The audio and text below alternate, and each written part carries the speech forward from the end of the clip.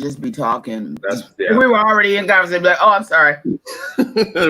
All right.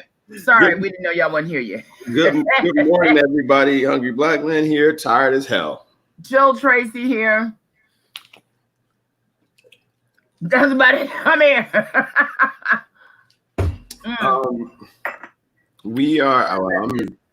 We're traveling today, guys. We're in Orlando, having a good time. That's actually not true. I was about to say, stop lying. Yeah. Don't want to be in sorry ass Orlando.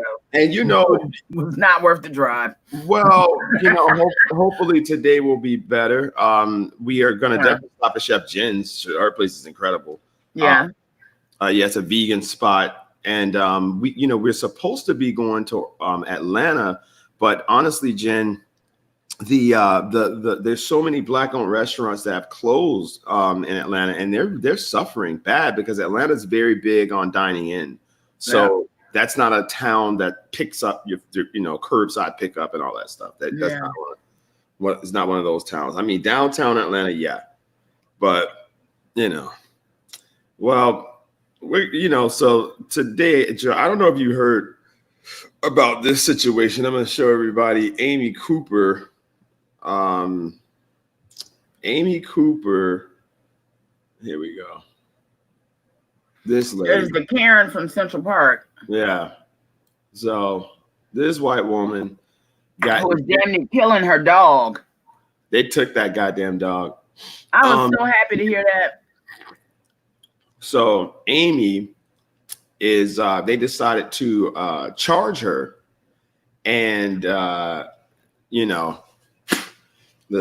Sambo that she called the police on is not cooperating with police. So his name happens to also be Cooper, shares the name of, I'm sure, this woman's ancestors who enslaved him. So there's Christian Cooper, Saint Christian Cooper. Right. What is that shot? I sat on high, and Jesus told me to repent for my sins and forgive, said Karen, for her evil, wicked ways. That's exactly what this is. Okay. And so this is Christian Cooper. Good morning, everyone. This is Christian Cooper, who has forgiven Amy Cooper and is not cooperating with police because he said, this is what he said, quotation, that she has suffered enough and that he is now going to deliver her from suffering anymore. And he is the remover of suffering. He is the ending of pain. Mr. Christian Cooper. There we go. And so I want to thank him. I want to thank him. Did you see Canella? She said he's a bird just like the one he watches. High five, sis. That was a good read. We started the conversation with when is it time to forgive? All right. When is it? When is it time to forgive? Because forgiveness is a very interesting, good morning, T, is a very interesting dynamic, right? Because what it says is that everything in my soul and in my spirit and in my brain is releasing you from the responsibility of feeling indebted or feeling guilty or feeling any sort of punitive emotion. Remorse. Right? So remorse, right? Empathy, right? So once you forgive me, you are releasing me from that charge, right? Mm-hmm. And I think that he erroneously is doing something that is literally not helping this woman. The woman needs to be helped, and the help that she needs is to be able to be prosecuted for what she did, mm-hmm. and to experience the seriousness behind what could have happened if a police officer had showed up to that park and this saint, right, Christian that is forgiving Amy. We saw with Elijah, right, that even when you are saintly, and as this black man had the life snuffed out of him, he's saying that he wouldn't even hurt a fly, right? That he's a vegan, that he doesn't even eat meat. As they choked the life out of him, out of this show. Said, let's get the dogs on. That's what you're dealing with, and that's what you're apologizing. That's what you're saying suffered enough. That woman wouldn't have batted an eye if the cops came and Christian. So Christian, let me let you know something. If the cops had came when she lied, okay, and let's just say one happened to be strolling in the park when she lied, and she said what she said, and you lost your life, or you were something happened, and you know what's crazy, Christian? I think you still would have forgave her because of the way your mind's been poisoned. And so I'm going to help you because I think that you might have some challenges, right? Either some challenges or you are possessed, which I am in the favor of. I think that a lot of you guys are possessed, and I think people don't believe in this stuff, and they need to because there's no other logic, right? There's no other that makes sense. No shit else makes sense. That makes sense because that switches us over to one of my favorite ethnicities on the planet, and that's Jewish people. I love the fact that they don't want you to have their name in your mouth. And if you do, if Amy says some shit about Jewish people, you think that those Jewish people be up there talking about we forgive you? Hell no.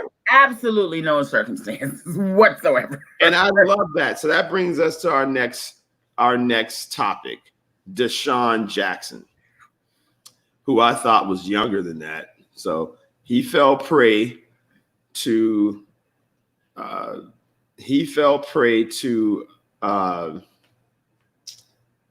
fake news, and I'm going to show you what he put up. And it's interesting.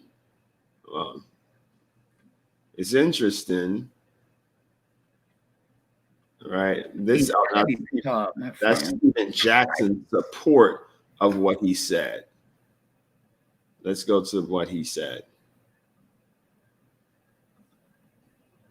Here we go. I'm sorry about that. Good morning, fam. Hey, Sandra. So how were your Duke and Dame cocktails? Who?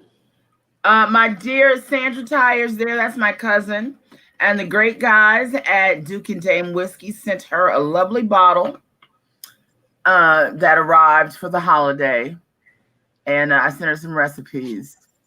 So this is what Desean Jackson posted on his Twitter account, which was not true. And it's unfortunate, but we're going to get into that, right?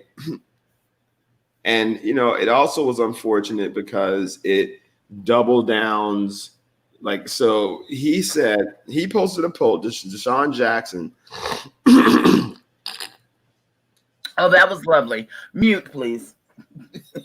Oh, so I'm sorry.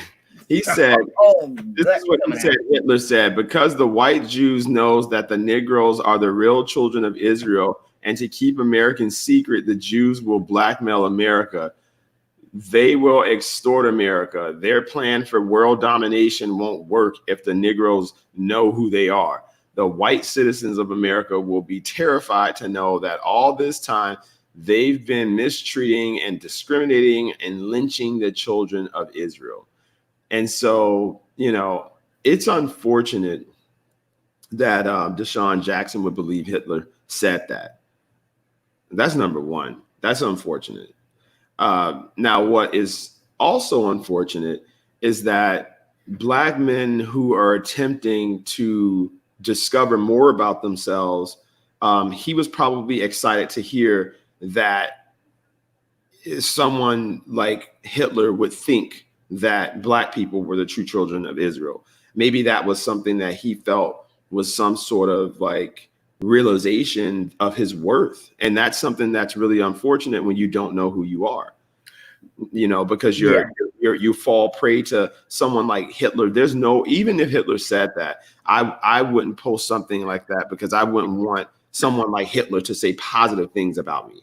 Thank you. Right. Let's just go there. Right. There's no redemption in anything Hitler had to say. Absolutely nothing. So I wouldn't look and say, "Oh, look at this! Look at this! I have a, that." So then you get Desean Jackson coming in here. And I don't think that was smart of him because he's double downing on, because of course the Jewish people are upset and they're, doing what they do and making him apologize immediately. There was no time for explanation.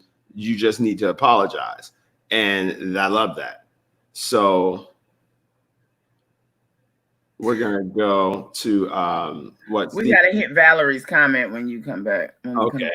So this is what Desean Jackson said, which exactly a day after defending Desean Jackson for his controversial social media post, the former NBA player made multiple appearances on Instagram Live on Wednesday to speak his mind. Yeah. He did not apologize for his stance. You're upset with me because I didn't say what you wanted me to say, Jackson said. He then promoted an anti-Semitic trope when challenged by a follower. You know who the Rothschilds are? The point is, you did not just say to me that Jews are not trying to divide the Black community. The person who joined Jackson's session said, you know that for a fact. Jackson responded, you know who the Rothschilds are? They own all the banks. God, nigga. I haven't said one thing that's untrue yet. Or true, nigga. So this is a big problem. And the problem is that when you have unlearned Black people who are attempting to find who they are, they become very susceptible to misinformation. They become susceptible to narratives that are not rooted in fact, and that creates, to me, a real barrier in actual information and a barrier to progress and race relations in general, right? We don't. Yeah. That's one of the things that we don't do is use the you just don't use the words of Hitler to defend anything. I mean, that's number one. And number two, I just feel bad for him only because I know how that mindset works when you're trying to find, some information on, who you are and give yourself some form of self-efficacy. And that's what he was attempting to do. But I think he should start with what Black people have to say about Black people, right? Like, start with that. We've heard enough of what white people think about, but so even if you believe that horrible man said some shit that you wanted to post, don't post any post about what white people are saying about Black people. Like, let's just chill from that for a while, right? So why don't you look up Carter G. Woodson, see what he says about Black people, right? Because Carter G. Woodson does a really good job of letting you know who you are, right? And you know what? And I really, for a lot of these, new prophet IG Black nationalists, whatever the hell they call themselves, I think it would be good for them to at least Google Hitler, Google these people that you want to quote before you start quoting them, because it's like if you were going in to teach a math class and you did not know what multiplication tables were. Yeah.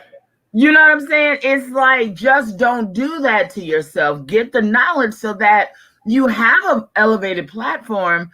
And with that becomes so much more responsibility to be intelligent and knowledgeable about what you're talking about. That's not to say that any of them should shut up and dribble. You know what I'm saying? But you gotta know, you gotta have some basis for these ideas that you're coming up with, and not just because some shit you scrolled and you saw somebody's Instagram page. And that's what I think for us, for Black people, that's why we get upset. That's why I get really upset when they go out there and do that. It's like you're making us look bad. I know you got one smart person who used to do your test. Yeah, they got you through college. Call them, okay, before you start talking. And so that post, when I saw that, you know, it was a two-sided thing for me. One, I see a Black man attempting to connect with something that gives his race some form of credence or notoriety. And then on the other hand, I see someone that's a 33-year-old that's susceptible to not only misinformation, but also defining himself based off what a white man thinks of him, even if he believed that, an evil white man at that, right? So like, yeah, so definitely the Jewish community is furious. They made him apologize immediately, and I love that. And so I'm going to find out the Anti-Defamation League. I'm going to take whoever does their PR. I'm going to take their master course because I need to. Listen, the Jewish community does not play with you. They will shut you down immediately and make you repent. They do not play. But that is where, and that's why I say that, it doesn't hurt us to take a page from the way that they conduct themselves as a nation and as a group. He quickly forgave that white woman because his whole life revolves around white people. He's a bird watcher, went to Harvard, got a Yeah, you got a point. You do, Royce. Desean Jackson is doing too much. I still side eye him, especially for his comments about Black women, and now he thinks he's Malcolm X. I know that's right. Wait, go up to why am I doing this like this is a test? Right here. Valerie, yeah, there she is. I do not believe that forgiveness releases the recipient from responsibility. I believe that it releases the giver and is truly not mine to give. Forgiveness is given to me from Jesus and has Jesus' commands I give to my fellow man. Does it mean I don't hurt? I am, or I don't feel anger, pain, and even rage. No, it means that I forgive you and everything else between you and God. Okay, Valerie, thank you. That would be wonderful if we lived in a full society that believed that as well. We don't. So, I do believe that that woman needed to be punished for the severity of what she did and what was possible. She could have gotten that man killed because he politely asked her to put her dog on a leash. She needs to understand the ramifications that happen to people when people lie and say egregious things about them. We all know that had that gone another way, that man could be dead. No, and he just quite possibly would have either been dead or severely beaten. And the thing is that forgiveness definitely is, you got to understand the word forgiveness in and of itself, right? You're talking about an action where you make an intentional yet voluntary decision to relinquish the emotions that are attached to an infraction. And you also are extending the cancellation of a debt. Think about the term when they go, we're going to forgive the loan. We're going to forgive that's what you're doing. So it's not up to us to make personalized definitions of what forgiveness is. It has a structure, right? It has empirical definitions. And so when you say you forgive a loan, you're canceling the debt. You're removing the responsibility from the individual who incurred that debt, right? And so we incur emotional debts, right? And that's what we do when we harm people, when we hurt people, right? And so there it is, just like the rules of a bank, right? There are rules around how do you forgive this loan? Okay, so if I give you this loan, these are the things you need to do to satisfy this, so that I, as the bank, feel that this debt has been paid in full, right? And so if Christian Cooper said he forgave Amy Cooper, right? What he's saying, and he said it, right? He doubled down on it when he said she suffered enough, because he felt that society had already punished her enough. And so what he doesn't understand, one of the things that he doesn't understand is that I am not looking for blood, right? I'm not looking for her to suffer to make me feel better. What I'm looking for is the precedent that needs to be set, that type of behavior could have resulted in the death of a man. right? And that the severity around what she did cannot go under punished. And that's what the district attorney said. And that's why they're doing that, because it's like, this is you need to understand, right? And we're not going to be in a society where time and time again, you use your white privilege to literally destroy someone's life. And so the other day, you know, we're in Orlando right now, and it was this white woman. We were in front of this little black-owned ice cream shop, and I'm up here with Munch, and he's taking the photos, and so my nephews are the cameramen, right? So we're in front of the store. They have their Osmos out, and so this white woman comes darting over there, and she's like, you know, oh my God, is you guys a media company? Are you a marketer? You do social media marketing? And I was like, no. And so she's like, oh, you know, because my husband has a classic car business, and he does all this stuff. And so she just starts telling me all this stuff. And I was like, well, you're gonna have to find an influencer. And so as I'm talking, Jonathan is adjusting the Osmo, and she goes bananas. She's like, what is he doing? What is he doing? Is he filming me? And I was like, what? And she's like, oh my God, is he filming me? Don't do that. Don't do that. And I was like, okay, like, I have no idea what you're talking about. And she's like, yeah, I just thought I don't want him filming me. So the whole time she's just looking at him. Then Munch is like cleaning the lens of his camera and taking like these, you know, practice shots that photographers do. Mm-hmm. Oh my God, is he taking pictures of me? And I'm like, this was yesterday? Yes. And she's acting crazy like that because she didn't have none of these white people up here have on masks. None of them in Central Florida. None of them are wearing. And all y'all got on your mask. we all have our mask on, you know? And so I don't know if I don't think it's as bad in Central Florida as it is in South Florida. So people here, they're treating corona. It's like corona. There's no corona up here. I mean, because they're just walking. I mean, literally, they do not want to wear these masks. And so I was just like, well, why are these white people not wearing the mask? And so the black guy that I was in his shop, I was like, you let them come here without the mask on?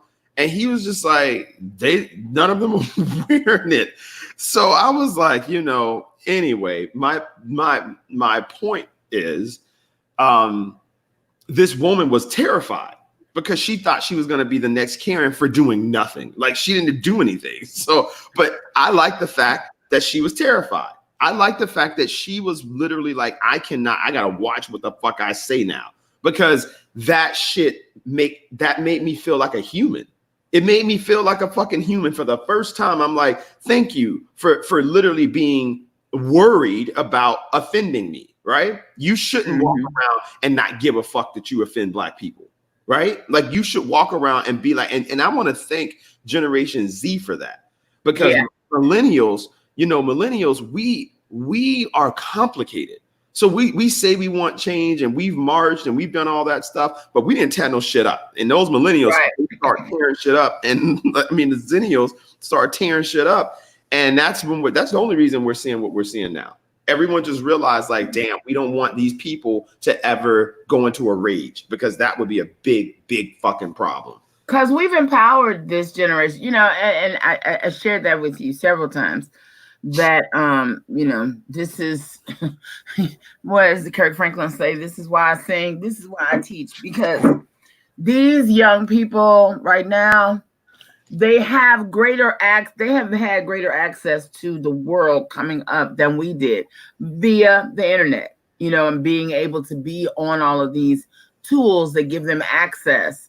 You know, I come from a encyclopedia generation. You know what I'm saying? These kids they're carrying all 12 of them volumes right here in his phone. So they are becoming discerning much younger as well. And they're punching people because they're like not having it. And we'll pull up the facts. If you start talking some shit to them, they will pull up the facts on you in a second. And I love that. As well as, wait, who was that just Canella? Is that Canella that just came up with a new tag for white people? YT. You see what you said? YT people. When you say it, it's white people. I love that. See it? Thank you for that one. a nice new little code word. People are like, what are YT people? You're like, you keep working on that. So thank you. I'll be using that one now. And I'll definitely give you credit for that one. But yeah, it's as the song says, it's a different world from where a lot of us came from, because you and I are a decade apart, and a little bit more. Maybe 15. Yeah. And this new group, like my students, their assignment this year, is to tell the story of the summer of 2020, and just what they've come up with, man. Things I didn't even see that way, it's just incredible. It's incredible. And it's a shame people like Jackson, who, I mean, just a cursory search on the internet, could have. Did you get what I just sent you a minute ago? Could have shown him that, A, Hitler did not say that. B, you would not want to quote Hitler. Okay. C, it defeats the whole purpose of what we are marching and, looking for a change in this country for. It just moves the whole damn movement back.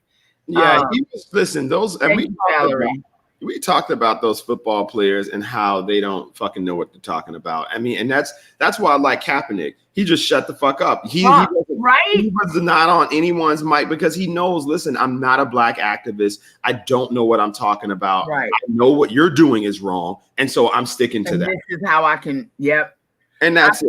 More poignantly illustrate what you're doing is wrong by taking a knee. So and then once you realize the backstory of how he came to take the knee, tells you right there that he's not racist. It's not.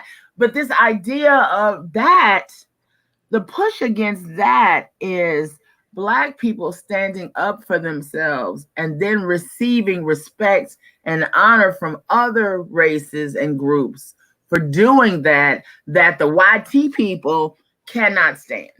They will not stand for that. And the thing is this, right? Like, so this is Anthony Malcolm shared this video. And this was he shared on his page, and this is an example of this generation. And I'm going to show this. And this is what I love about this generation. I love and I hate, because I deal with it every day. Every day. These kids are different. So here we go. This man had called this young black man a nigger, and he was not, and he came up with his shorts. That's I would never get punched by somebody wearing shorts like that. All right, I'm sorry. I'm sorry. What you call me? I'm sorry. Say it again. I'm not gonna say it again. Say it again, bro. This is something all you got. Say it again. Call me it again, bro. What's wrong with you, bro? Don't be playing that shit. And he just walks away.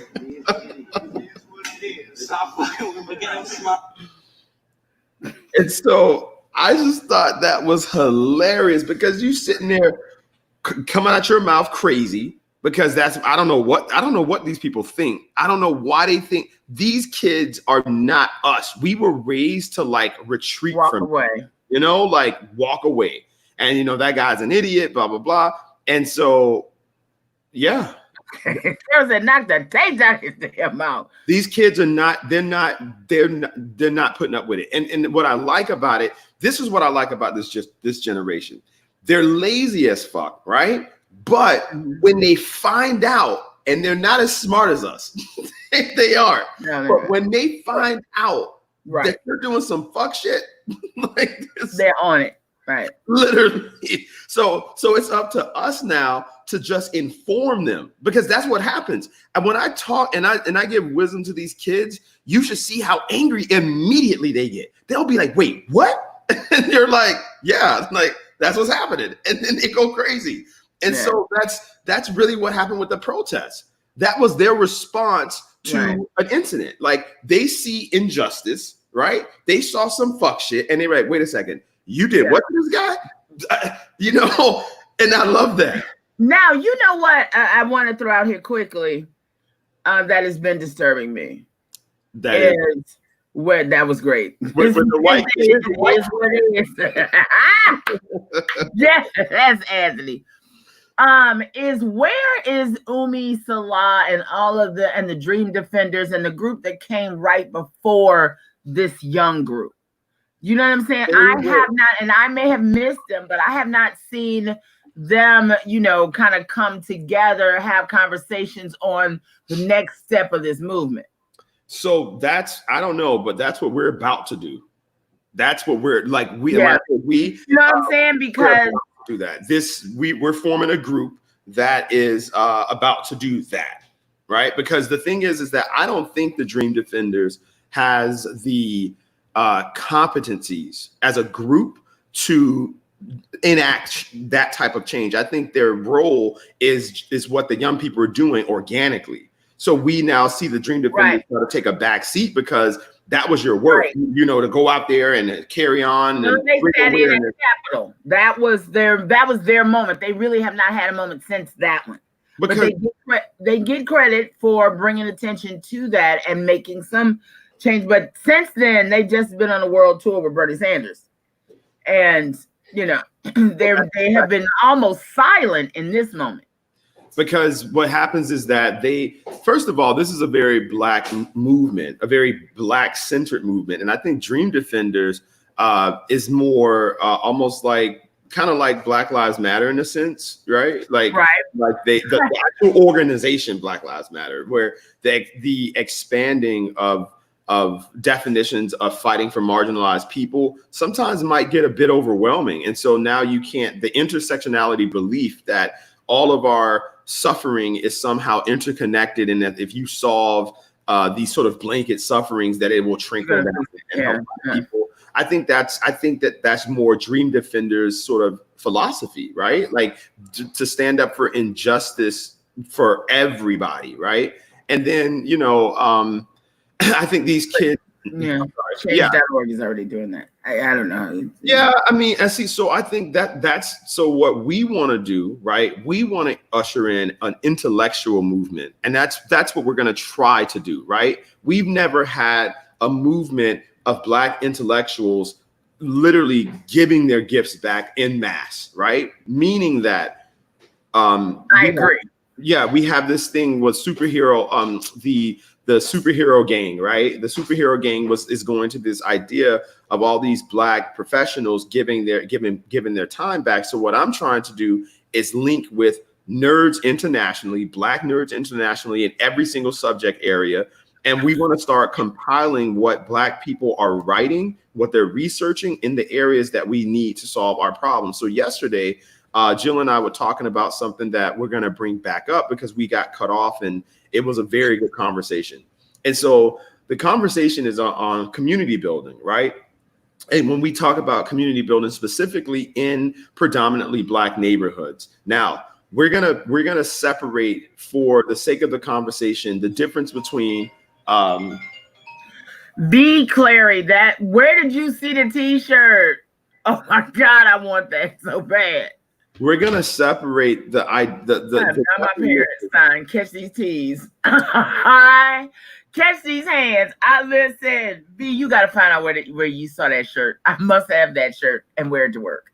The definition of the Black community, right? So when you talk about the Black community, we have Black neighborhoods, and then we don't have a lot of Black communities. And so that's why our sort of, example, the only example that we really have is Miami Gardens, right?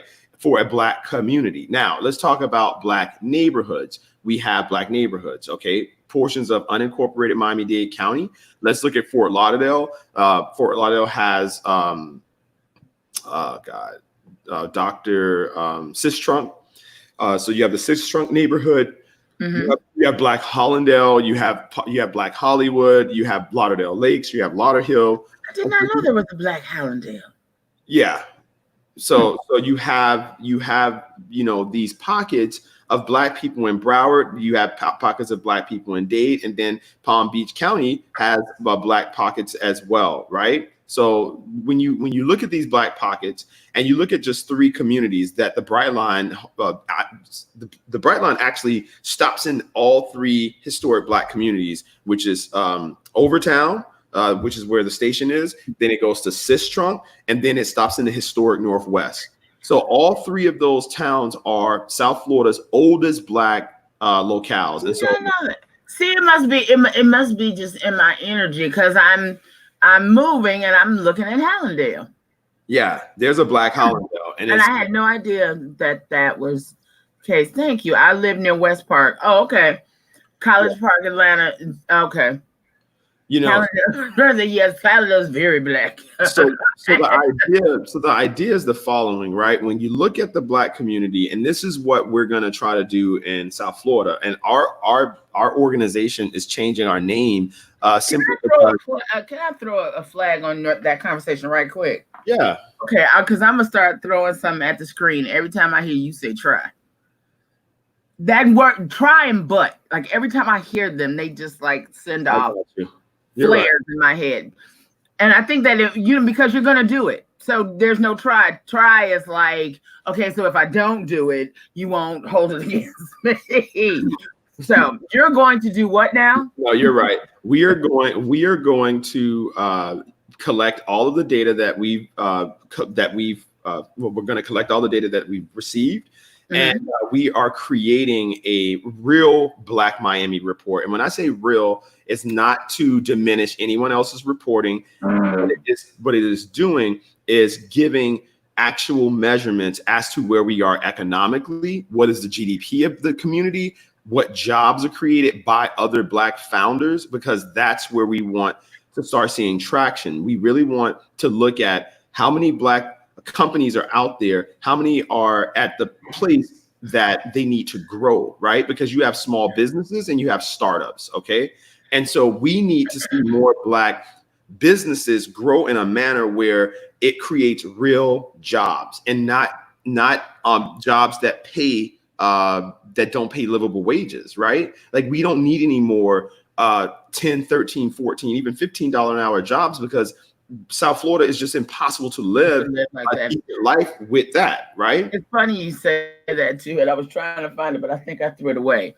That Black World Guide that you've seen it. Yeah, I saw it. I was like, this is the most unuseful thing ever in the history of the world. I think I picked it up at a hair salon or something, and I kept it for a while, but somebody asked for, I've gone to it 2 or 3 times because somebody asked me for some content, and I was thinking, oh, I'll find it in there. I did not. Once did I find what I was looking for there, and apparently I threw it away.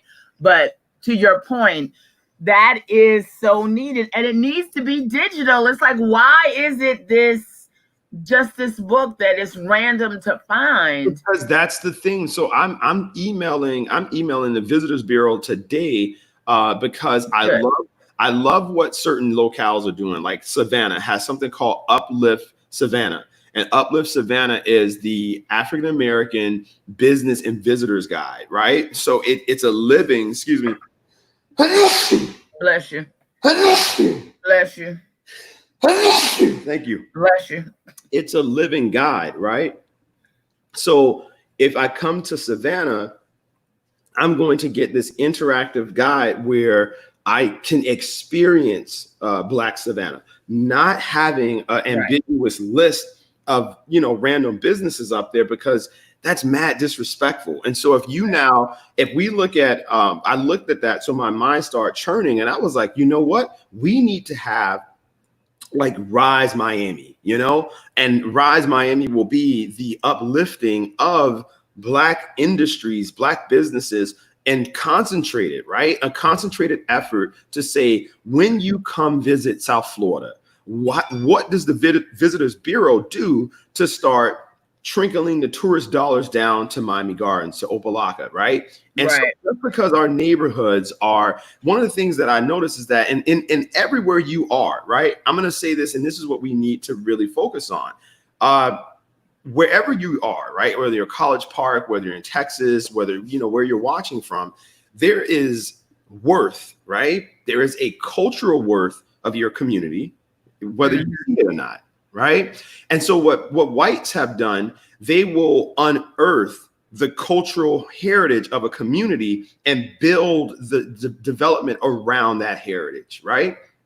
And so when you look at the Bright Line, this would be a great idea to start unifying all three of these Black communities that they all have CRA districts. And for those of you who don't know, the Bright Line was a project that was created to link Miami, Broward, and Palm Beach County, right? Initially for the first phase, and then it would go to Orlando.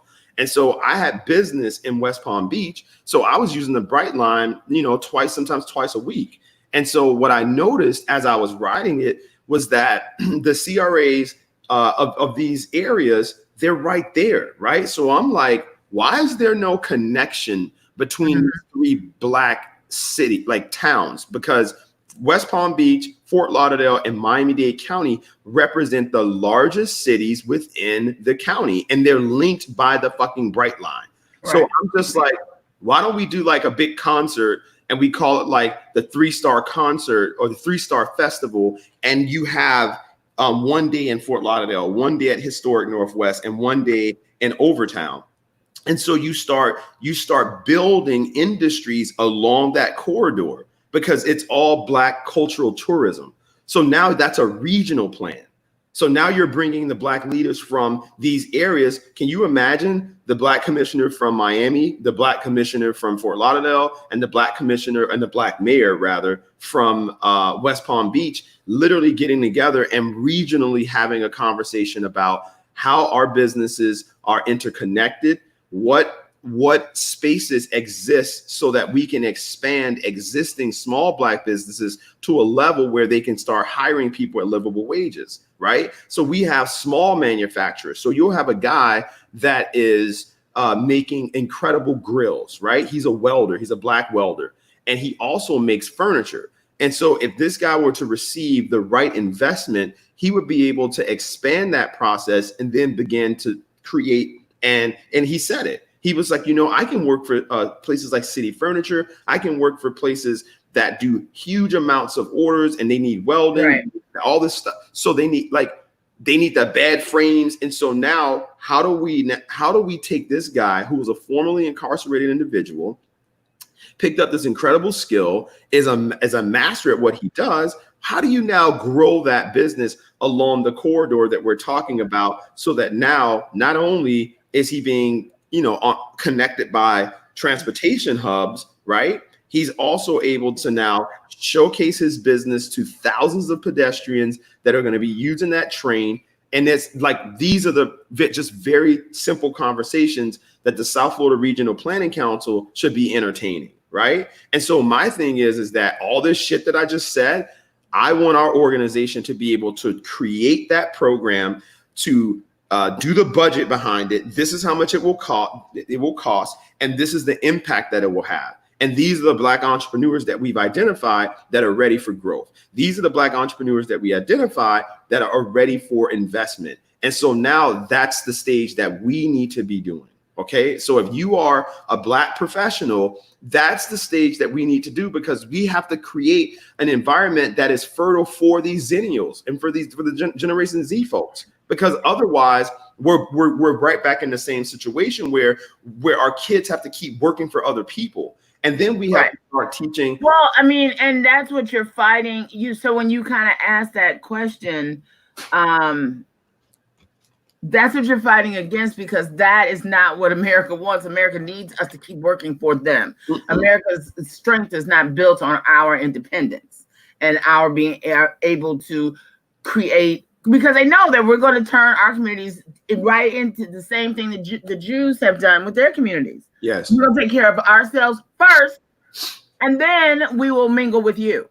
And so the difference is the biggest problem that we're experiencing as well is that while you have innovators, while you have people that are trying to create, we have to literally uncreate and unlearn. So that's what makes our community so difficult, because you're dealing with a population of people where imagination's been stomped out. You look at our after school programs, You look at our summer camps and the creativity's not there. I still see our kids playing box ball. I flag on that play. I'm telling you. I tell you every day. This Urgent Ink program is all Black folks. It's funded by Black folks, created by Black folks. No, I'm talking about all of our. No, I'm not talking about one program. I'm talking about. But there are several like that. In mass, it is not doing the job, Jill, because what happens. Okay, but it's at the same time, you know, it's in the language, and at some point, you know, you have to really be cognizant of always saying there are programs in this space doing the work. However, what's needed is not being met. So I apologize for discrediting those organizations. Just lead. I know. All I'm saying is to lead. I'm leading a movement to lead with the positive. I got you. It's just like the whole thing with, if you pay attention, it's kind of died down now. But for like the last month, the conversation is, you know, and all the headlines are Blacks are dying more than whites, others with. And the more you keep saying it, the more it's like Black people, we get desensitized to Black people dying. And that's where we are now. Nobody is overwhelmed at the number of Black people who have died from coronavirus. You know what I'm saying? Overwhelmed. But you are a hyper another way. But what I'm saying is the body politic. We have to be really cognizant, especially when we're talking to other people, to lead with the positive, that there are some really great things happening out here. However, you know, it's the mountain is high and there's a lot still to be done. So, my friend. Go ahead. So, no, you're definitely right. And I think that's a certain mindset that I'm working on developing, because I don't view things as positive or negative. I view things as factual and unfactual. And so I'm not affected, but I like the fact that, like, what you're saying preserves and protects the sort of and creates the to me the idea that hope is alive, right? And so as a really a social scientist in my profession, you know, that's what, you know, I don't look at things when I hear dire statistics. I start peering into them and asking myself, okay, fine. Black people, we're dying more than non-Blacks for COVID. Why? Okay, the racial disparities. Okay, cool. I mean, what are the racial disparities as it relates to health? Oh, well, you guys are largely overweight. You have these pre-existing conditions. Okay, pre-existing conditions. How are we treating now those pre-existing conditions? And what are we doing on a community level that our politicians are talking about that they can control? And no one's having that conversation. So that's the issue, right? So now when we say that, so we say, okay, well, I want for the Health Foundation of South Florida, who gave $1 million to Miami Gardens to create the Keep Miami Gardens Healthy initiative, which was groundbreaking because the Health Foundation of South Florida saw that, hey, there are disparities and these disparities need to be corrected. Right. Part of that initiative was to get area restaurants to offer low sodium, low fat menus on their menus within the city of Miami Gardens. And so now if you go to participating restaurants, you can go in and there's a little card, and it's a little card that says the Keep Miami Gardens Healthy initiative menu. And it has the calories, it has all of the things that, you know, you should know when you put things in your body, right? So my thing is that when you see those types of opportunities that exist, how was that opportunity used as a template to now go and say, okay, let's have a meeting with North Miami. Let's have a meeting with North Miami Beach, because if that worked for our community, we can now replicate it for other Black locales.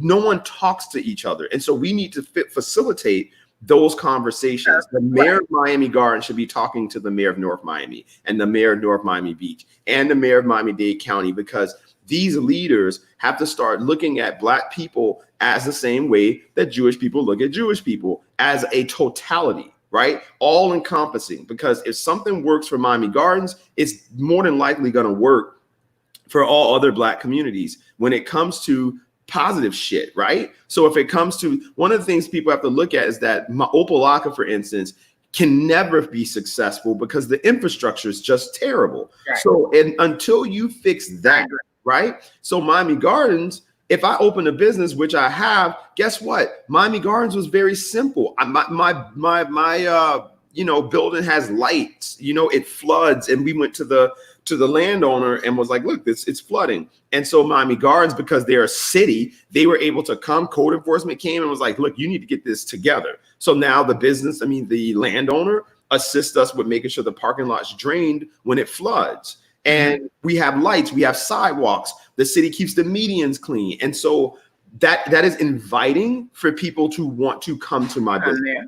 But if you now have a locale where the leaders are not connected with the realities, and that's my issue with District 3, the people who are running that, like Overtown for me is a disaster because Michael Simpkins is the best thing there right now for investments and helping Black businesses. And that's a problem. That's a big problem because he's an individual. And so you have a whole CRA that is there to say, hey, I should either be supportive of these initiatives. And then when I'm supportive of them, how is this moving in tandem with what's happening all around us? And how are we connecting these Black businesses to this change? I was talking to Chef Teach, the owner of House of Mac, and if you guys haven't been, please go. It's amazing. And so he has a business over in Wynwood Overtown border, and he was opening another store in the Brightline station. And he told me, Starks, I lost almost $600,000 on that project because everything that they said didn't happen. We didn't have the traffic that they said that they were going to have. They were closing the central station at a time that they said they weren't going to do it. Did they close that one? Well, they closed it because of COVID. All right. So it's just a wrap. Yeah. And so my thing is that like, how now did you protect this Black entrepreneur's investment who hires so many Black people? How did you protect his investment? What did you do to ensure that, like every other community has people protecting them? And that's what we want to become. We want to become for the first time, guys, you got some Black people that have some fucking brains that's saying, you know what? I see you, and we are going to document this, and we are going to follow up with this because it is wrong. It is a big problem. And so now you look all over the country, and that's the issue. So when people get mad with me because I have a big problem with the Urban League, I got a big problem with the NAACP. The reason I do is because we keep asking Congress to do research for. He froze. Okay, so get a word. TV, y'all are over here doing the most. It was amazing food. What are you talking about? I think they're talking about TV is talking about House of Mac. Deandra and Deandra was saying that he was gonna open one down south, but it didn't come. They have a Wingstop there now. I hope Tina owns that Wingstop. I don't know. I haven't talked to Tina in a while. We need to get. She's the first person to make $1 million with a Wingstop franchise, and she lives here. And she's got a couple of other ones. I'm gonna go back up 2 seconds. Tashira Nesbitt said, I feel the media and the World Health Organization are targeting Black people when it comes to COVID. Hence the reason why all these white people are so comfortable walking around here with no mask on these days. Tashira, that's it exactly. That is my point exactly. That is it, and that's what. Because you think about it, like, why are they making such a big deal, other than their fear factor of seeing Black people, period, and just probably their psychosis when they see us in masks at the same time. But what is this thing about? And that's a big piece of it. That they're like, okay, well, showing they're all the diseased ones wearing those masks. And, not wearing that mask shows you that I'm not, I'm this fearless white person and nothing can touch me. We will move on past that one. I didn't know, Jill, you're missing an earring, dear. Oh, thank you. Wait, it fell, and it's so thank you. I love you. It fell off last night too, and I fell asleep. I was like, oh, I need to put this back on.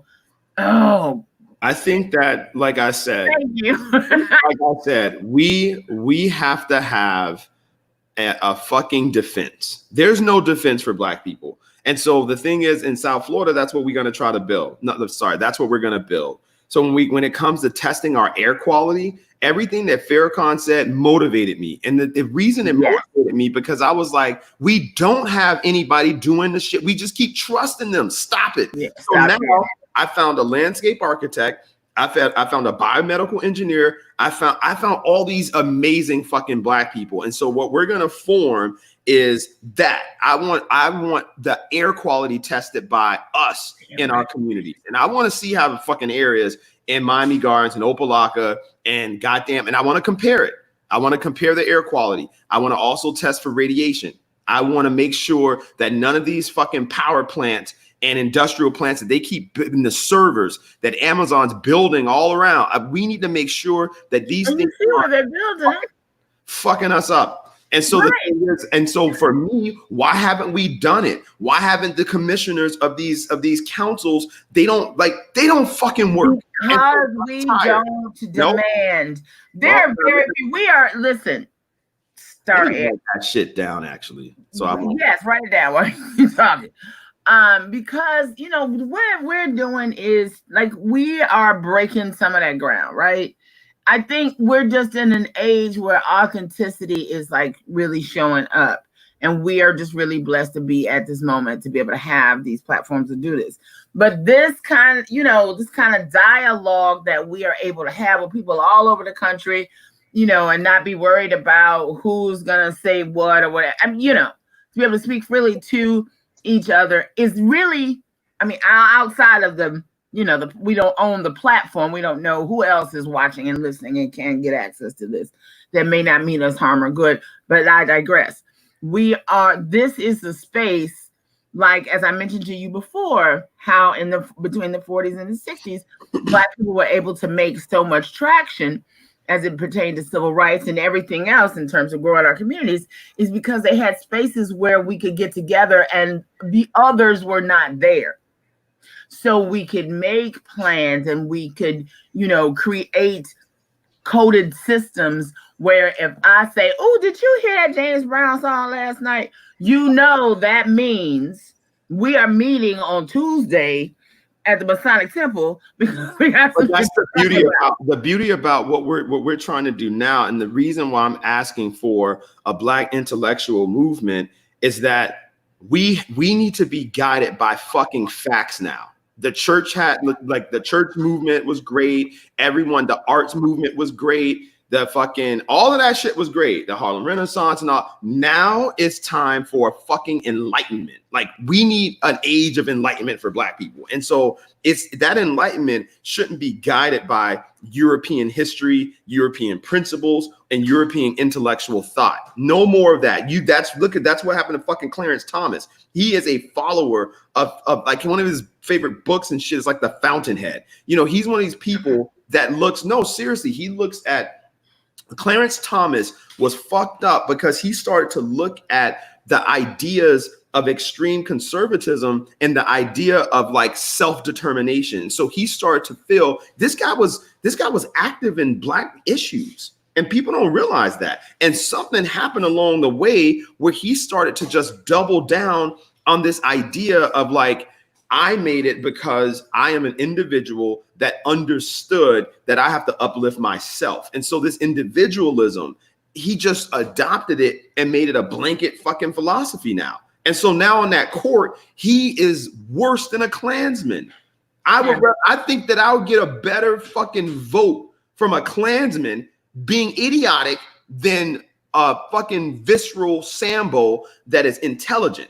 And that's dangerous. And so what I'm saying is that all of our communities need that. So South Florida needs to create the template of what that looks like. So we have our brightest, because we only got one or two anyway. It's like, for instance, I was looking for an ENT because I had a sinus infection.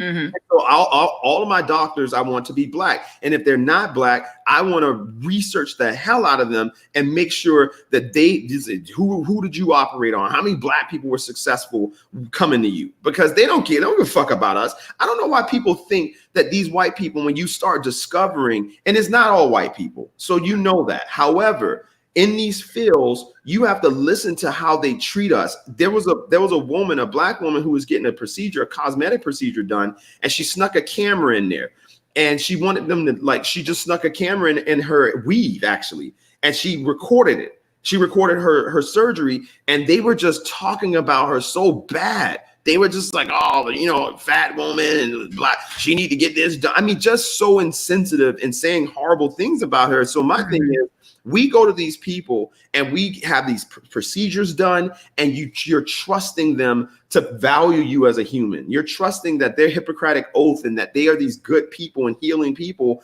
But we see it time and time again that some of the most racist, visceral people happen to be fucking doctors.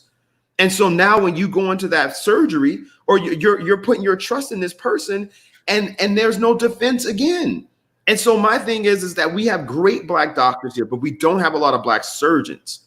And so how do we now start creating a network where our people are getting the care that they need from professionals, and these black doctors who have colleagues can refer you to an ally that's going to do right by you, right?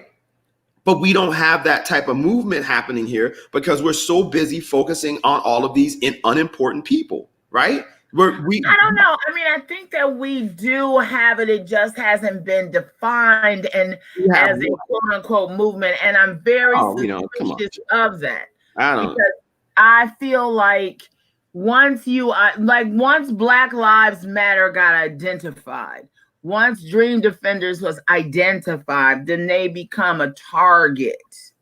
And then you're gonna have dissension in the ranks. How many people in there work for some corporate entity that now hears that you're a part of the Black Lives Movement, and HR calls you in, and we think that some of those things are insensitive to other groups and this and the other. Part of your employment here is to be all inclusive, and we need you to reconsider those things.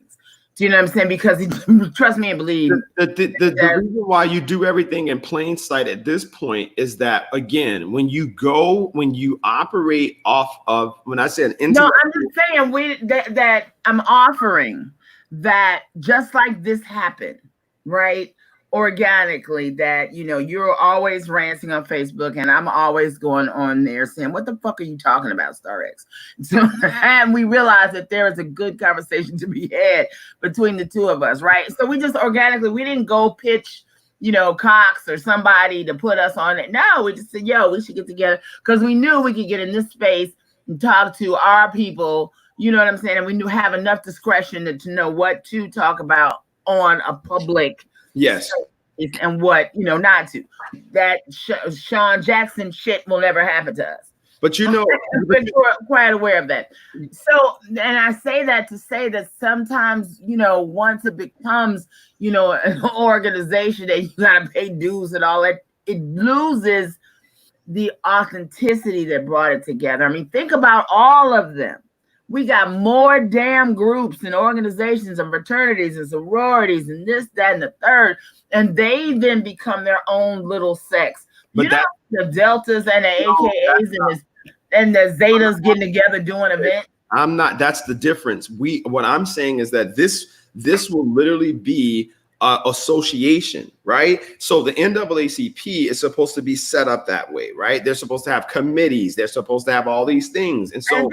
And so my thing is that I don't like the archaic structure of these organizations because they did not evolve. And so it's harder when people start saying like, get with them and working. No, because they have a structure that now is working for what they want it to work for. And so what I'm saying is that how do we now have no boundaries when we talk about Black liberation on a regional level, right? So now if I said to myself, like I was getting at, I was looking for a Black ENT and I found 4 of them. So there's 4 Black ENTs from fucking Miami-Dade, Monroe County, Broward County, and Palm Beach County. There are only 4 Black ENTs.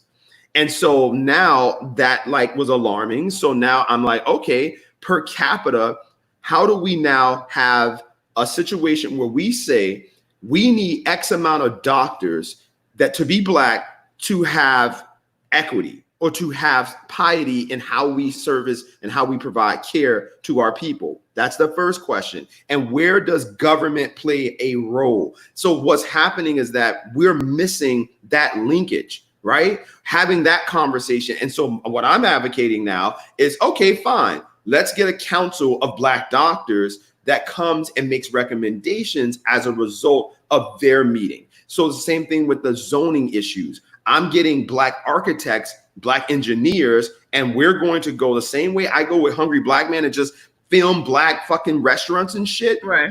I am advocating to them as the spirit of a fellow Black nerd. I need you to work on this project with me. So all I need you to do, that is your donation, right?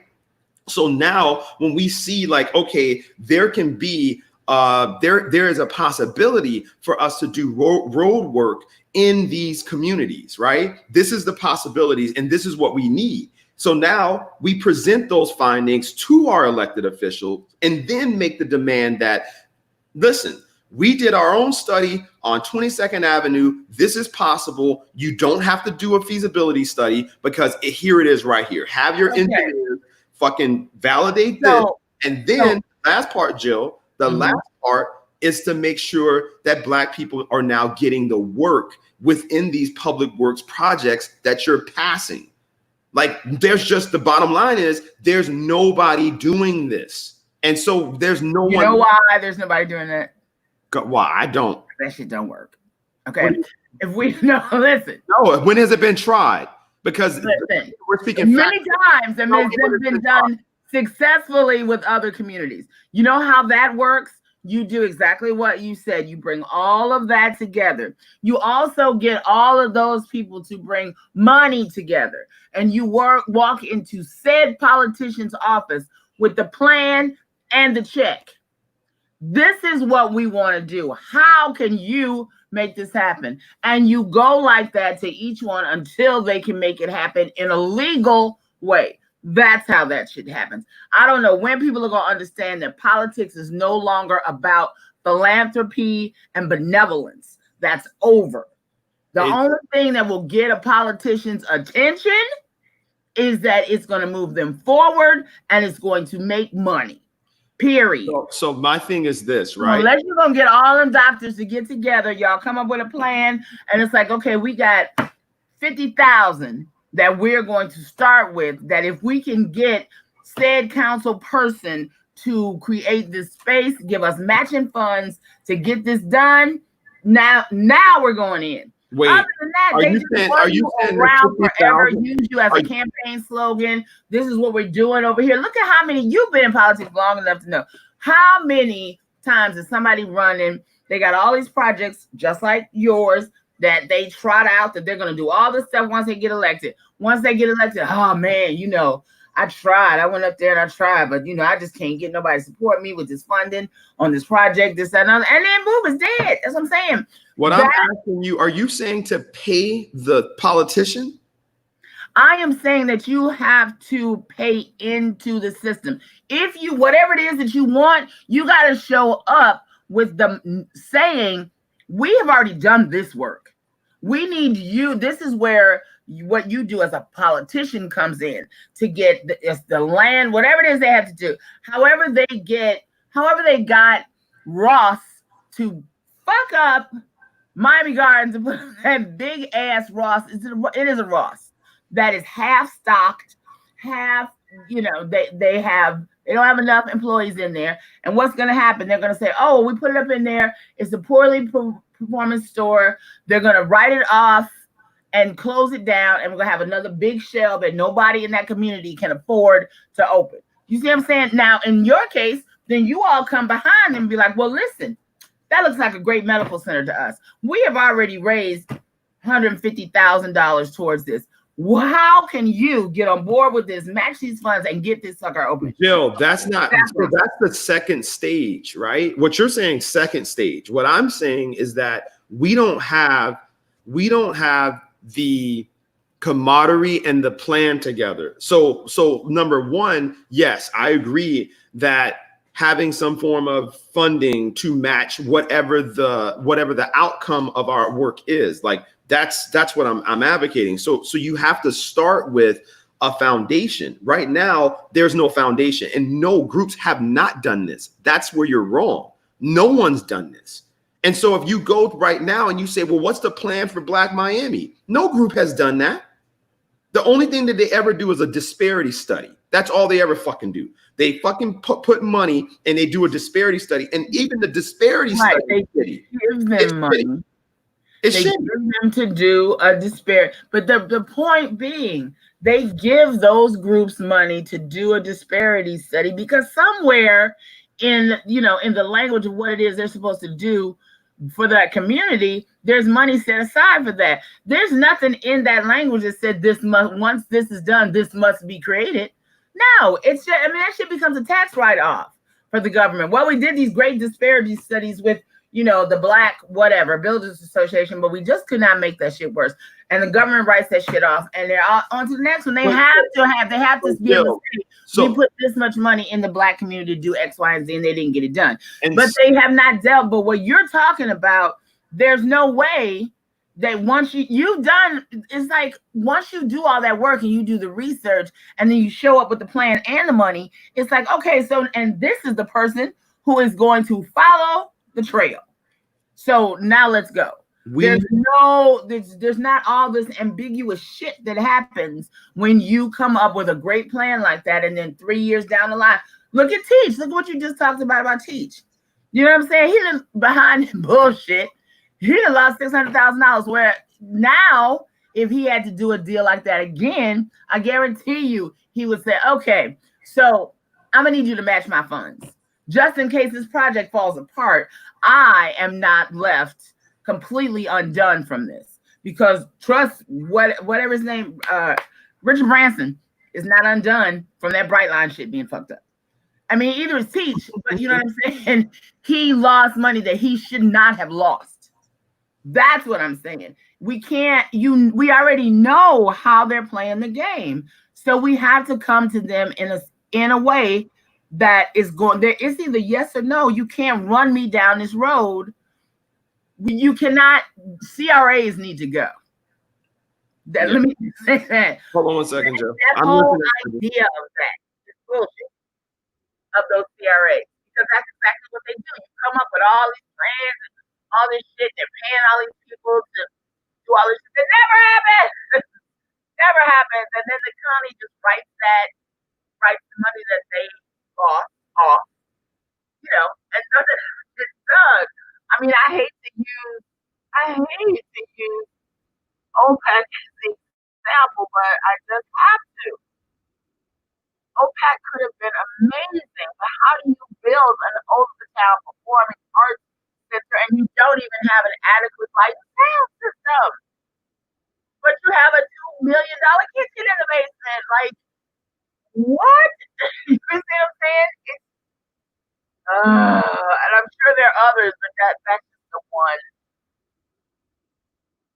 Okay, so I think CRAs they're like conduits, right? So there's money over here, there's the community over here, there's things that need to be done, right? And so CRAs, the purpose really is to get those things done. But a lot of times, they just end up spinning wheels, and the things that were put on the table to get done don't. Just because it's the only one that I can really point to well.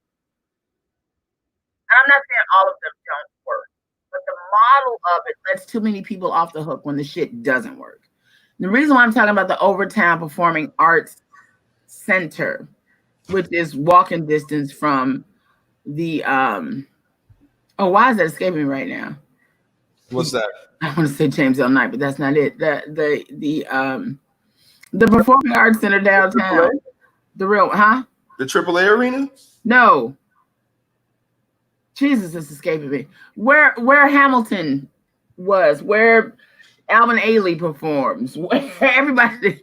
The Adrian Arts? Adrian Arts, thank you. Jesus. On a smaller scale, at this point, OPAC has been open 5 years.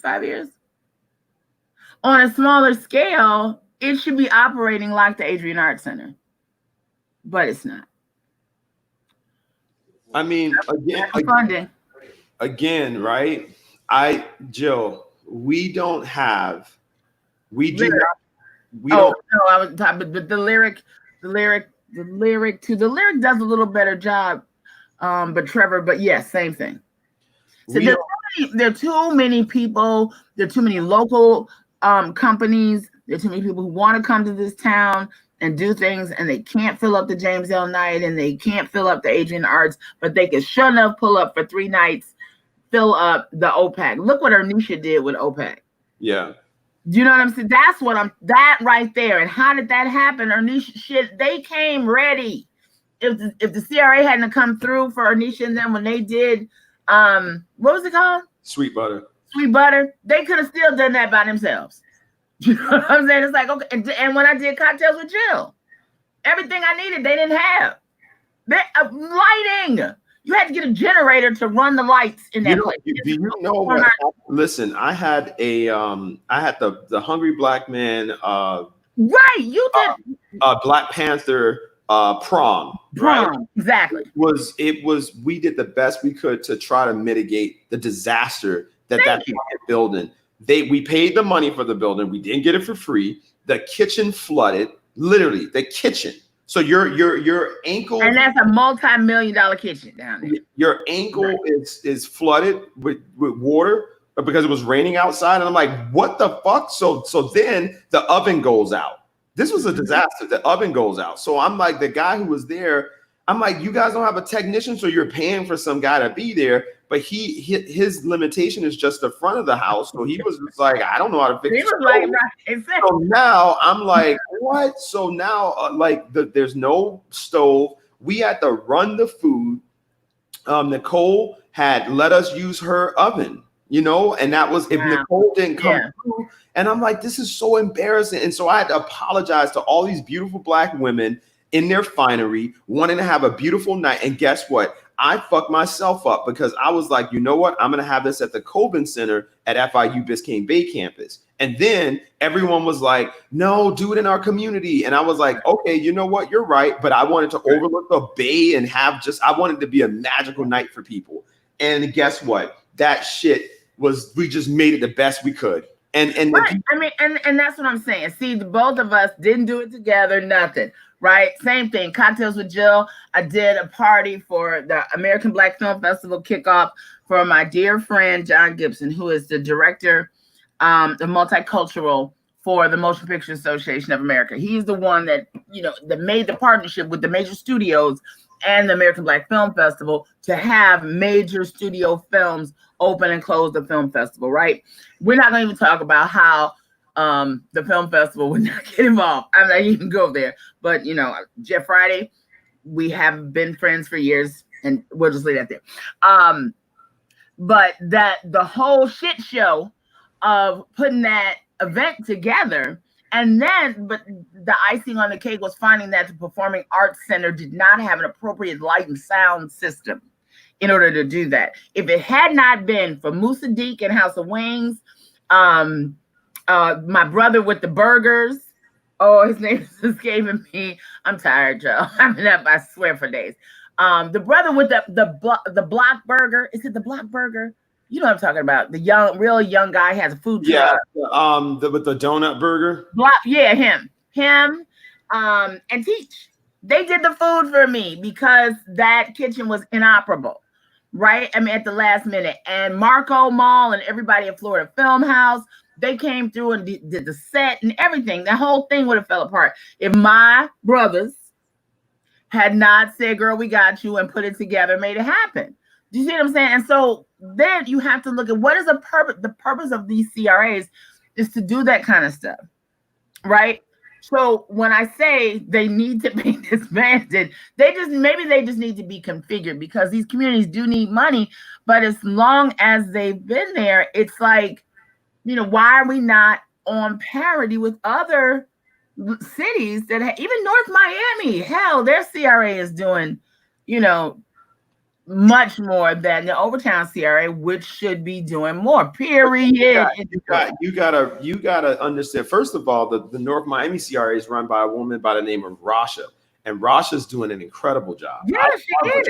And she's effective. She's efficient, Right. smart. The Overtown CRA is challenging because I don't think that there is a direction, like a real direction. Like, so you can say, okay, we want to recreate Black Wall Street. Well, what does that look like? It looks very unplanned and unintelligent in the way that things are just popping up randomly. Right. You know, so I think that there probably might have been something and they just lost their way. Fort Lauderdale CRA has the old CRA director from Miami, and right. He was moving in a more concrete direction where you could say, okay, this is what you're doing. You know, I just, like I said, I think that, you know, even when it comes to that, so when you look at the OPAC, right?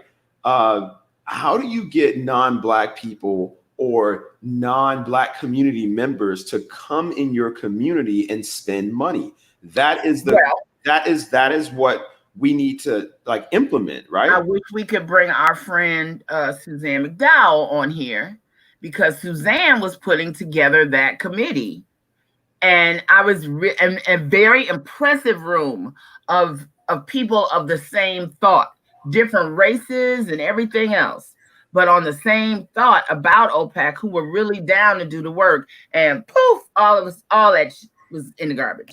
I don't know what happened. I won't even, you know, but she was on the road to doing that work, because, you know, what we have to understand is people, especially small spaces like the OPAC, it's not hard to pack that out with a diverse group of people. Think about, you know, a match.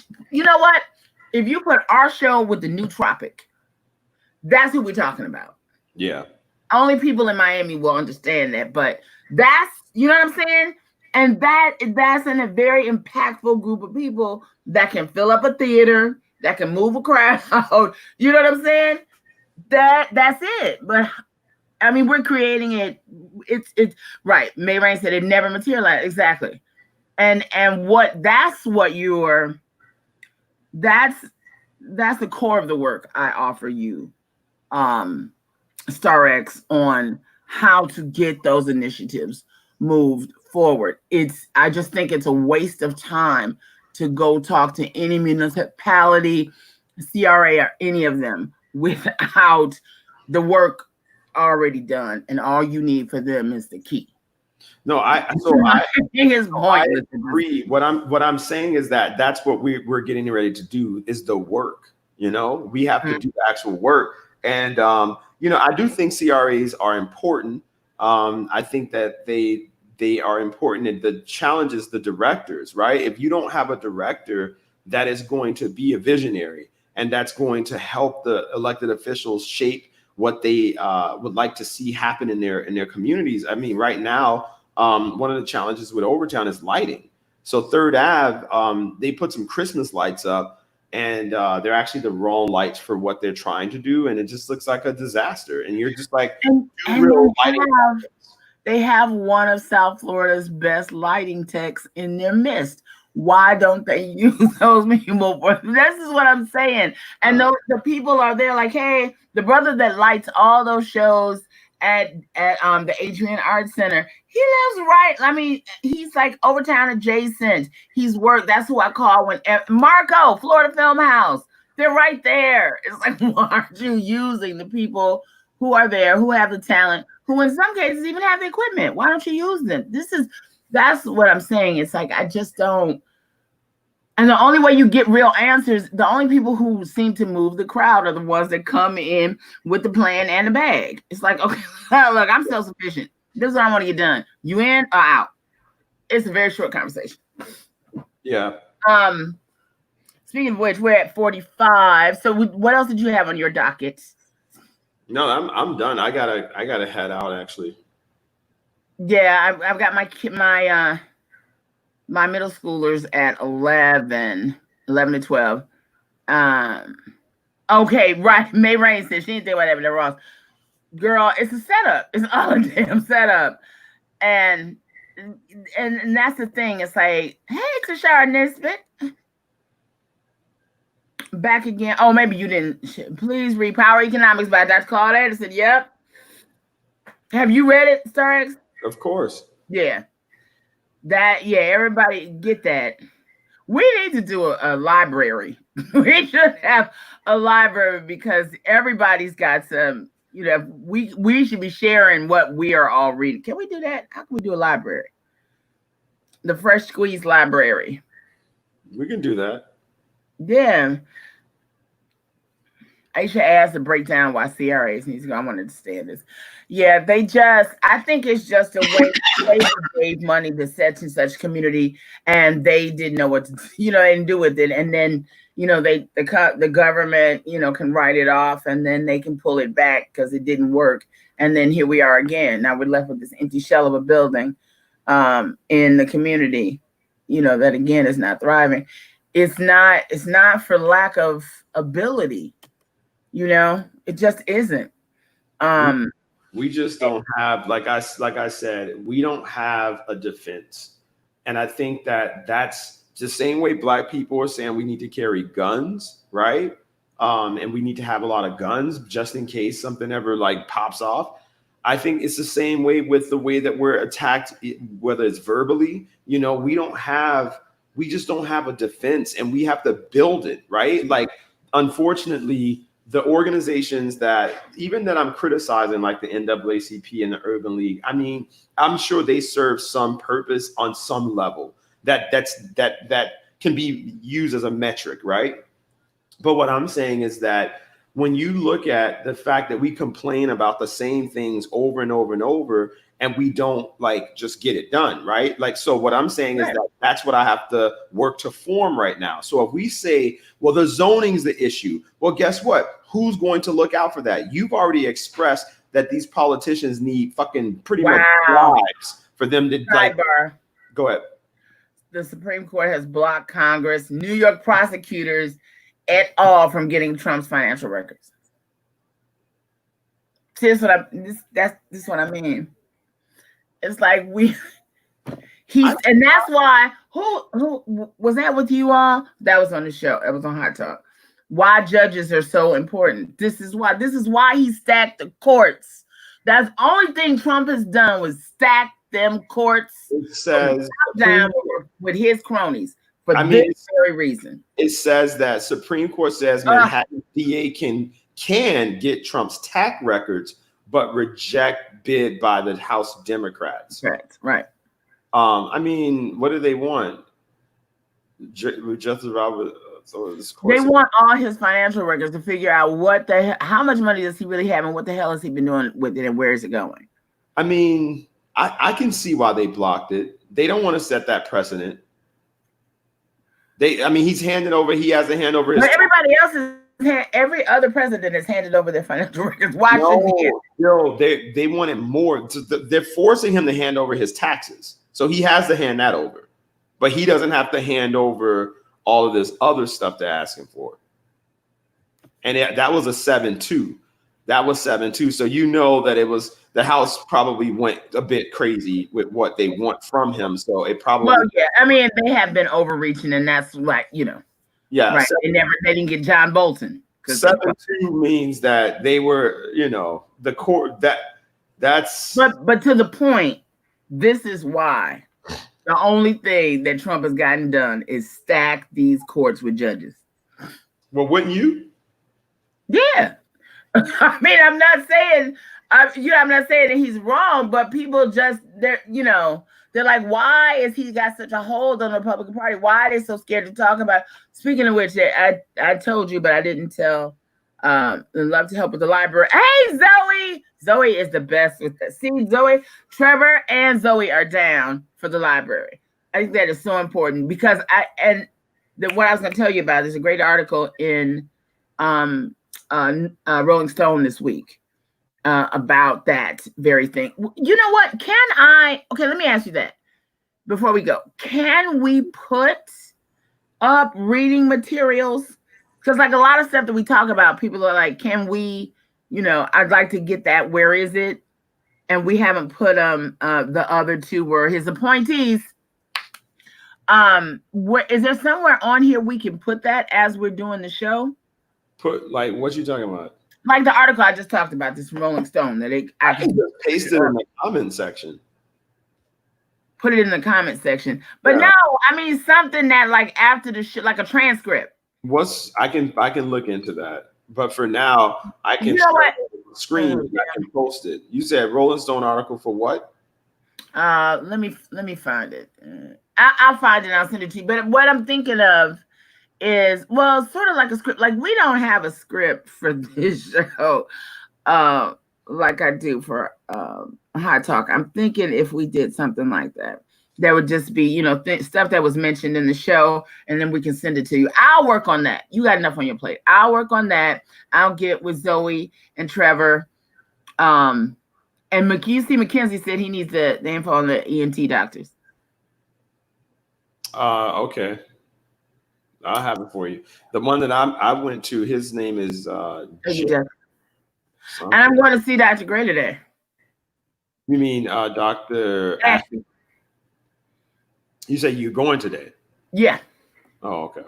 You know, it's really interesting too, because I called him. So I had to call him. I couldn't just go straight to him. I had to call the primary to get an authorization to go see him, right? So they were like, well, no, you got to come in for an appointment. So then the appointment was a tele-appointment. How you do that with somebody complaining of blood clots, I have no idea. But so we have the conversation, and I fill out this thing before he comes on the call. And then he goes through everything with me. And then he says, okay, so, well, no, I want you to, before we give you that authorization, we need you to come in. We need you to do everything that Dr. Ashby's already said he's going to do for me.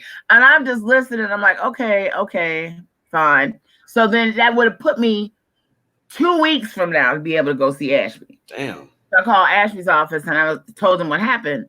And then he made it happen. Just like he told me the truth. His assistant told me, well, what they're really trying to do is stop you from coming altogether because they don't want to send you out of network. Yeah. It has nothing to do with your goddamn health. Let's be clear. And that's what I'm talking about. I was so A, thank you. B, that's what we're doing. That's what Fresh Squeezed is. But think about that. And that's the beauty about having a Black doctor who understands that you're going to be discriminated against. They're not going to care. They're going to get your results and brush it off. And I put you on some drugs that's free at Publix. Yeah. And so I have to go to a gastroenterologist because Black men, my father had some polyps removed and he's almost 70.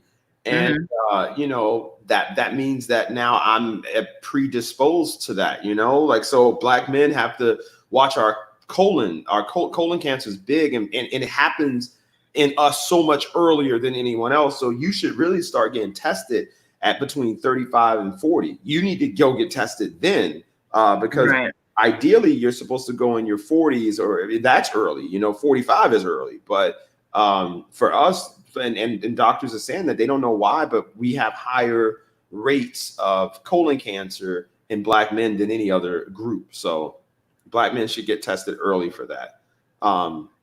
Okay, thank you, Jessica. I just pulled up the article. That link that Jessica just put in the comments is the AP story. But I can't get to it. I just copied and pasted it. Yeah. I can't.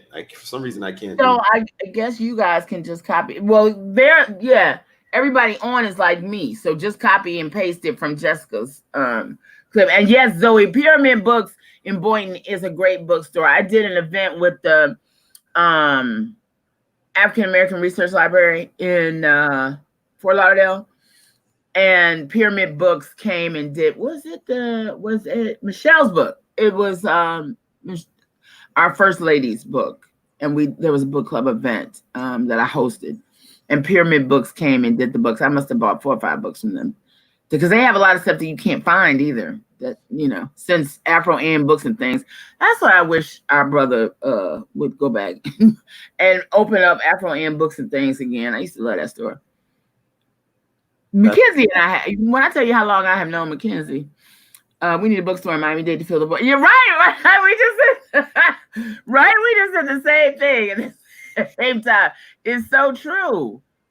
I don't know why. I don't think he would go I would rather. I'm not going. But William, I hope somebody shares with you what we discussed today, because we really do. He was, I mean, I don't want to say that he shouldn't have grown beyond 54th Street, although that was such an intimate, lovely bookstore. That was, I had such great stories of going there, and that's how I learned about the African American Research Library and so much other stuff. Anyway, Joe, I tried to email you yesterday. I think that I have the email address wrong. Can I type it in here? StarX? Yeah. Where can I type my email address in here? There's no section for you to post a comment. If you click to the right hand side, there's no thing that says comment. It says live comments, and I can see them, but there's no space for me to type unless it's just too big on my screen. Is that what you're thinking? If I minimize my screen a little, can I see the bottom of it? Let's see. If I make it smaller. Let me see. I'm trying to see if there's a bottom to it. Damn, it's 54. Can you see what I just typed you? No. It says private chat. Private chat. Oh, wait, I can go over there. Oh, I can chat. Right. I can there. Write what you want to write, and then I'll post. Okay. Now they can see that. See, you learn something new every day. Did y'all see that? Can they see that? They're gonna see it right now. Oh, wait. Okay, so then let me go back over here to private chat. Okay, let me give you my address.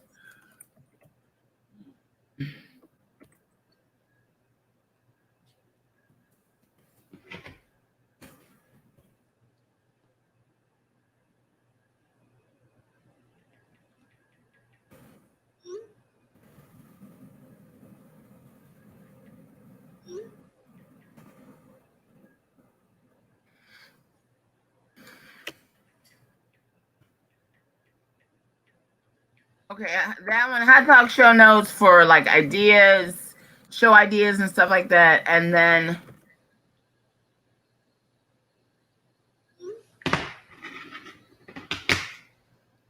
for everything else. There you go. Okay.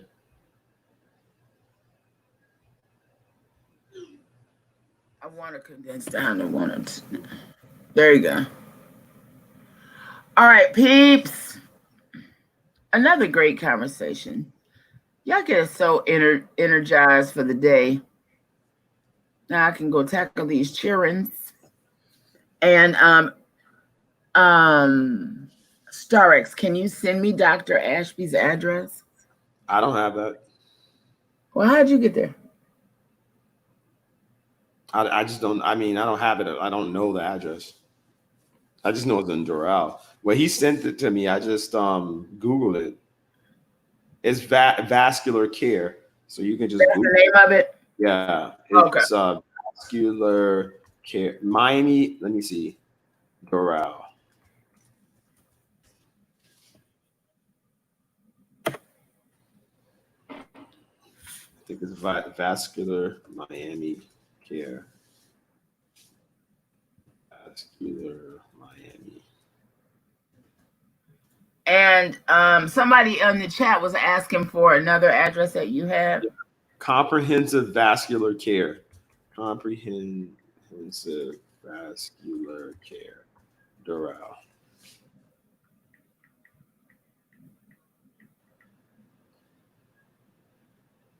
I don't know if that's it. Usually you got to call them. Yeah, no problem. All right, guys, have a great day. Be blessed. And, listen, if you come across Karen's stories, StarX is on the road right now. So, he's got a lot to do out there. But if you all come across Karen reports that you see it, okay, good. That you think that we need to have for the opening of the show, please send them to StarX. And any books, reading material. No, you know what, Jessica? How did that happen? Yes. Yeah, I quickly, yes, I moderated the District 9 forum yesterday. Mark Coates, sadly, is in Jackson with coronavirus, so he wasn't there. But it was really good morning, Nikki. Thank you, Justin.